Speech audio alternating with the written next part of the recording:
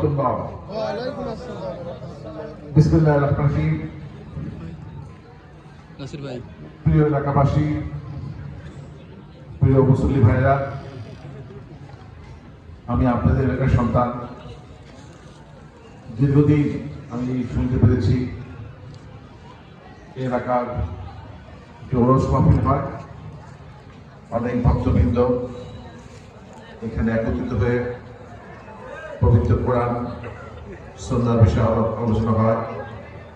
কিন্তু আপনারা জানেন, গত দীর্ঘদিন প্রায় 16-17 বছর দেশে এমন একটি শাসন ব্যবস্থা ছিল যেখানে এই আল্লাহর আইন, নবী রাসূলের সুন্নাত প্রচারের জন্য অধিকাংশ ওয়াজ মাহফিলে বিগত সরকার বাধা প্রদান করেছে। অত্যন্ত দুঃখজনক। আমাদের দেশ হাজার বছরের ইতিহাস, শত বছর ইতিহাস পর্যবেক্ষণ করে দেখা যায় বিভিন্ন সময় পৃথিবীর বিভিন্ন প্রান্ত থেকে অনেক ইসলামী চিন্তাবিদ, ইসলামী প্রচারকরা এখানে এসেছেন। তারা এসে এখানে ইসলাম প্রচার করেছেন। ভাই এলাকার মানুষ ইসলাম প্রিয়, তারা ইসলাম ধর্ম বাংলাদেশের এখন প্রায় এটা আমাদের কাজ, এটা করাই লাগবে। এই ধর্মের অনুসারী। এছাড়াও আমাদের ধর্ম বাদেও যারা অন্য ধর্মাবলম্বী রয়েছেন, আমরা তাদের সাথে সৌহার্দ্যপূর্ণ পরিবেশে দীর্ঘদিন একসাথে বসবাস করছি। তো বিগত সরকারের কারণে ইসলামিক অনুষ্ঠানগুলো আমরা ঠিকভাবে করতে পারি। সেখানে এবারে যে যখন আপনাদের এই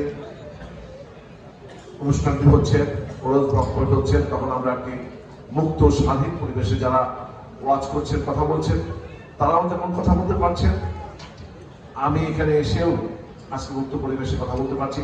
আপনারা যারা এখানে সামনে বসে আছেন, তারাও মনের শান্তি নিয়ে সুষ্ঠু পরিবেশে এই কথাগুলো শুনতে পারছেন। তাই আমি সকল পরিবেশের জন্য আল্লাহ যে আমাদের এই পরিবেশ সৃষ্টি করে দিয়েছেন, মহান আল্লাহ রাব্বুল আলামিনের কাছে আমি শুকরিয়া আদায় করি। আলহামদুলিল্লাহ। প্রিয় ভাইরা, আমি আর কথা বলবো না। আমি তো ইসলামিক ব্যাপারে লেখাপড়া নেই, যেমন কোনো জ্ঞান নেই, শুধুমাত্র 5 ওয়াক্ত নামাজ, সামান্য কোরআন তেলাওয়াত সহ কিছু কিছু আমল করি। আপনারা অনেকেই যারা বুজুর্গরা রয়েছেন, আপনারা রয়েছেন, তারা অনেক বেশি ইবাদত বন্দী করেন। সুতরাং আপনাদের কাছে আমার মতো ক্ষুদ্র ব্যক্তি ইসলাম সম্পর্কে তেমন কিছু বললাম না। শুধু বলতে চাই, আমাদের এলাকাতে আপনার এমন একটি পরিবেশ চাই, আমার সকল ধর্মের মানুষ, এমনকি সকল যে দলই করুক, সবাই যেন আমরা আগামীতে সুন্দর পরিবেশে আমরা যদি এক থাকতে পারি, সেই প্রচেষ্টা আমরা করবো ইনশাআল্লাহ। প্রিয় ভাইরা, একটা আমার স্বপ্ন আছে যে আমি যদি আপনাদের প্রতিনিধি হতে পারি, দায়িত্ব পেয়ে অবশ্যই আমাদের এলাকা থেকে এমন একটি অবস্থা চালু করে, একটা গুড গভর্নেন্স, সুশাসন চালু করবো, এখানে কারো কোনো সমস্যা থাকবে ইনশাআল্লাহ। আমরা সবাই যার যার পেশায় মনোনিবেশ করতে পারবো, আমরা মন খুলে কথা বলতে পারবো, মন খুলে মানুষের সমালোচনা করতে পারবো, মন খুলে আমরা যার যার ধর্ম পালন করতে পারবো। আল্লাহ যেন সেই তৌফিক আমাদের দান করেন। আমি আর কথা বলবো না। যারা আজকের এই আয়োজন করেছেন, আয়োজকদের এবং আপনারা যারা শুনছেন, সবাইকে